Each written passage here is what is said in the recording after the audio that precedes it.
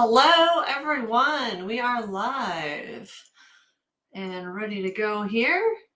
Super excited to be with you all. And we haven't done one of these in a bit. So I'm excited to be back here on Facebook talking to everybody. I think we're also streaming to YouTube. So if you're over on YouTube, hello.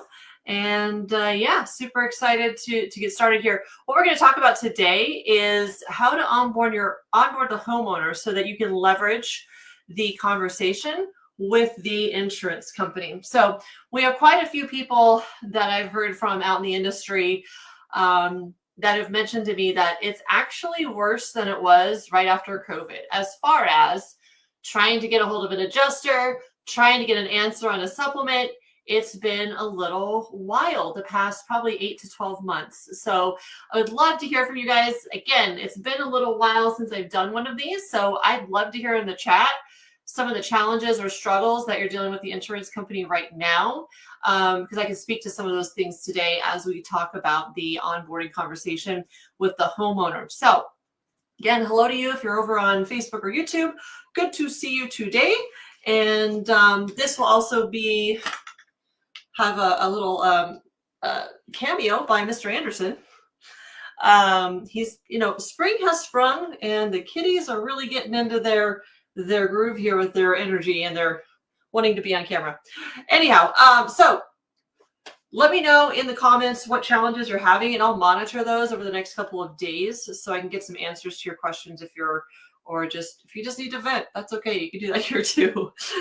So today we're going to be talking about how to onboard the homeowner properly in that I think a lot of the time that it takes to get a hold of the adjuster, a lot of the conversations that we allow the adjuster to, put us into a gray area instead of operating on facts. They want to operate on opinion. A lot of that can get not shut down, but can be proactively preempted by simply informing the homeowner on the insurance process. So that's what we're here to talk about today. So I'm going to go ahead and get started.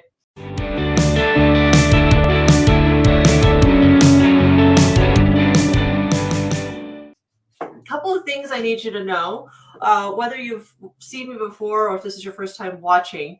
My name is Alena Wilson from Estimate Mastery. I've been in the industry since about 2011.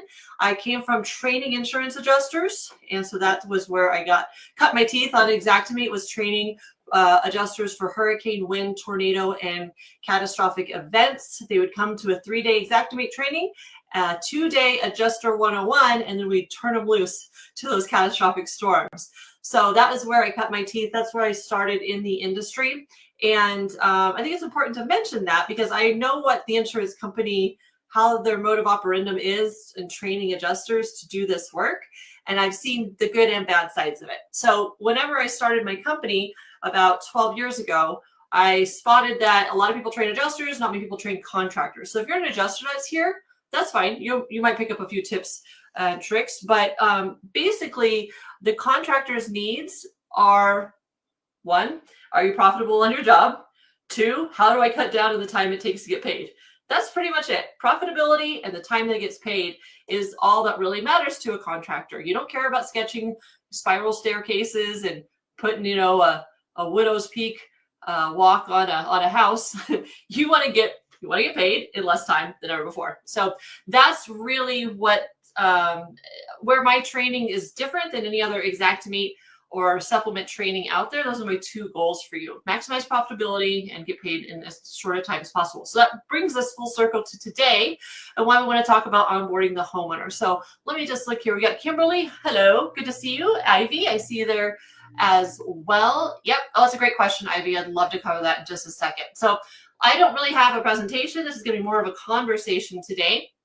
In that, a couple of things I'm going to give you just quickly to start with the homeowner onboarding is I think that a lot of salespeople, a lot of people that come in and sell the job don't want to put any friction on that first touch. And on, maybe you knock doors, maybe you get referrals, whatever your mode of operandum is.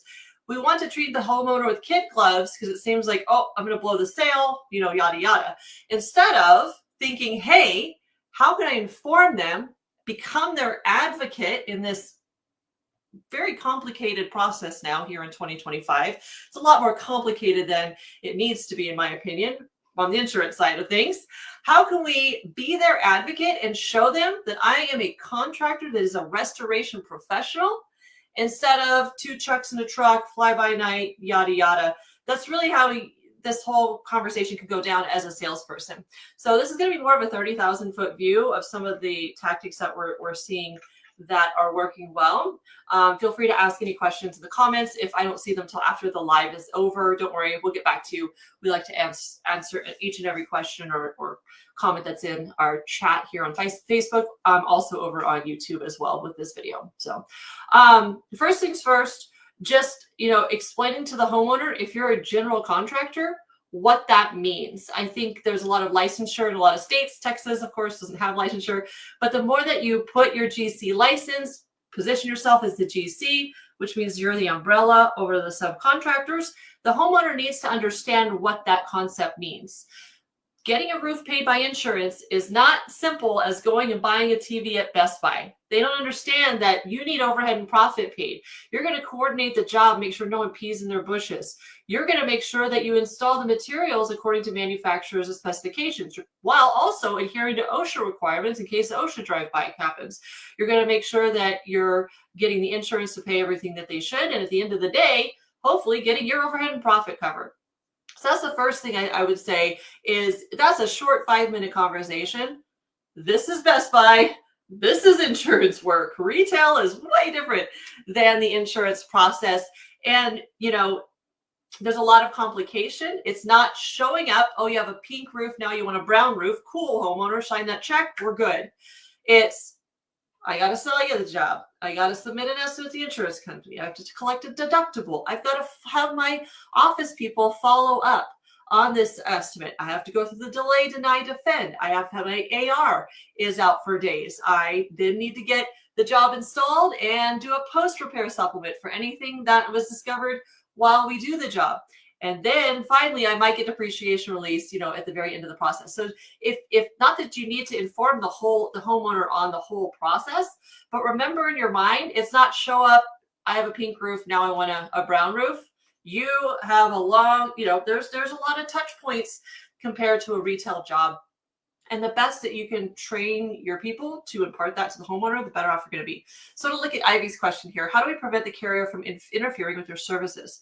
Onboarding seems to be useless when they speak to an adjuster or agent about our estimate and services in progress, and the cost is more than the insurance company wants to pay. Is that correct, Ivy? You might correct me there if I got that wrong. But I think what I'm reading is that once the homeowner submits your estimate, then they feel like they have to deal with the pushback of why is your contractor so expensive? Go get 3 bids. I need you to go talk to 3 other contractors or 2, whatever, get the 3 bids scenario too, is a common thing that we hear. So again, being an advocate for the homeowner also means that you need to inform the homeowner. Here's how it's going to go. Tom, I'm going to be real with you. When we deal with insurance, they're in business too. I'm a restoration professional, so my estimate includes everything required and necessary to bring you back to whole on your house. What's going to happen, Tom, though? We're going to submit this estimate together to the insurance company. And when we do that, you're going to get a phone call from the adjuster, probably the next 24 or 48 hours. It's going to go, hey, Tom, I just received your contractor's estimate. It's $15,000 over what we're willing to pay. We're not paying that. And here's what you're going to say, Tom. You're going to say X, Y, and Z. So we do need to come up with a plan with how Tom responds to that. But the more you prep the homeowner, here's what's going to happen. And guess what's going to happen next? They're going to deny the overhead and profit. But don't worry, we have a plan, Tom. So that's having a plan. But if you set that homeowner up to fall down with no repercussions on how to reply when an adjuster or an agent says that to them, you've just put them in the valley. Instead of putting them on the mountaintop, you set them up for being in the valley. We want them on the peak of the mountaintop, feeling like they can advocate for themselves and having all of their information needed to, combat the delay, deny, defend. So a couple things that I'm going to suggest here.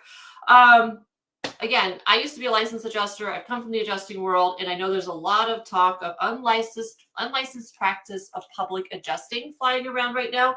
Comes out of Lawn Smith being shut down in Texas. One of the largest roofing companies in Texas was shut down. I believe it was Lawn Smith, over what's called UPPA laws. So what does that mean? Well, one is eating deductibles. That's a whole other conversation. We're not going there today. But the interpretation or representation of policy without a license as an adjuster is illegal in all states under UPPA laws. They differ from state to state. Not really. They're there. They're real. You need to take them seriously. Okay, so follow me on this. You as a contractor are going into a contract with the homeowner who has paid for a policy. Now, a policy is a product that is purchased through the payment of a premium. Okay, so homeowner holds the policy with the insurance company. You now have now the homeowner now has a contract with you.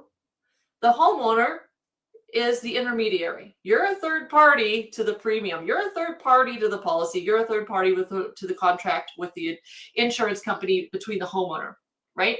So in light of that, because you're the one that is going to help the insured be indemnified back to the state before the state they endured before the loss, indemnified back to the state before it's enjoyed. There's some language there that's not clicking for me, but you need to get them back to the same state as they were before the loss. In doing that, as a restoration professional, you need to see what their policy says that is going to be paid out. Okay, again, I'm not a lawyer. I'm no longer licensed adjuster. Okay, so don't, again, take what I'm saying with a grain of salt, run it past a lawyer, talk to, a PA if you need to on this. But what I'm advocating for, they paid for a product. We need to know what product they've purchased. Is it an inferior product that has no code coverage? Is it something that there's an exclusion of a named storm like Hurricane Helene that they've baked into the policy? So we're advocating that the homeowner pull out their policy and you as the contractor and the homeowner read through it. Alena, that's UPPA. What are you talking about? No, I'm looking at a product and seeing what the product they paid for provides. What coverage? Okay. I am not interpreting. I am not representing that product. I am reading black and white words printed on a page. Okay. AOC, Kimberly, then you become the claimant at that point. That AOC and AOB. So AOB is assignment of claim, meaning that the homeowner signs the claim over to you, and you now become the beneficiary of that claim. If you have a watertight AOC, I'm not sure where you are, Kimberly. Then good on you. That's something that you can use. I would love to hear if you're having any pushback using the AOC. I actually haven't had a contractor in a while that I've been able to talk to if that's been effective. In the past, there's some holes that have been shot through it, but that's because the AOC wasn't written correctly. AOB, assignment of benefits, is similar. Yeah, Kimberly, I'd be interested to hear if you're having success with that. AOB is assignment of benefits. And that is basically they need to write the check into the contractor's name. That is unfortunately not holding as much weight as it used to. And for right now, insurance companies just ignore the AOB, and there's not really a way to hold their feet to the fire, as of what I know. Now, I'm not well versed in AOBs and AOCs, so you can ask me any questions that you have, and I can find someone that, if I don't know the answer, I'll find a better resource for you. But exactly, Ivy. That's what we found too. AOBs have really fallen off in the last 5 years, in my opinion, from what I've been hearing from people trying to use the boots on the ground. So lovely conversation, by the way, guys. Thank you, Ivy and Kimberly, for playing along today. So all of that to say, 2 things you should not do with policy: interpret or represent. I'm here to read words on a page, and you're going to look for things. You just pull up your own policy if you're curious, and just take a look. They're all pretty much organized the same. They're based off of ISO or this other type of policy, depending on what state you're in. But you should usually have, the information of what's insured, so city, state, all that, address, and then what policy they've purchased, all of that. And then you don't need to go really into the meat and potatoes. I have found some things that they're baking into like page 18 addendum 2, which hasn't been great, but you might mostly want to pay attention to, is the property insured? That's a good one to know. Is this the right address? And then in the exclusions and the deck page are probably the first two places you really want to orient yourself and taking a look, and then just educating yourself on what do these different things mean. Again, we are reading information about a product that was purchased that provides a service. The service is insurance. I am not interpreting.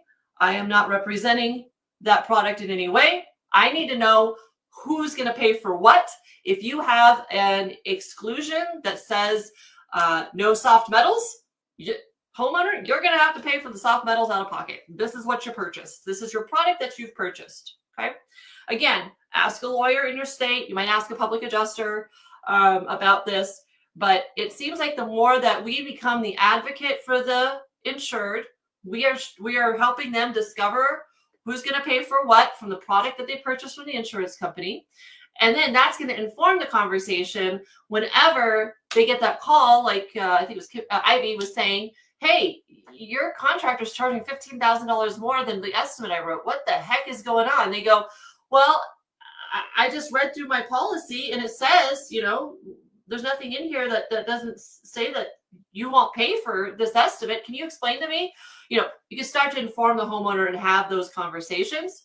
I would love it if the homeowner would have you kind of linked into that conversation if possible, a three-way call or whatever, but there isn't really an ideal world. A lot of times we want to be CC'd on the emails so that we can see the emails going back and forth and we can help step in as an advocate. Again, we don't discuss policy with the adjuster. We contractors don't discuss policy, but the person who owns the policy, did you know that insureds, homeowners, they own the claim. The person who makes the claim owns the claim. If that goes to court, whoever owns the claim is what? In charge, right? We like to think that the insurance companies, the adjusters are in charge. Now, the policy does dictate what product they purchase, don't get me wrong, all day long.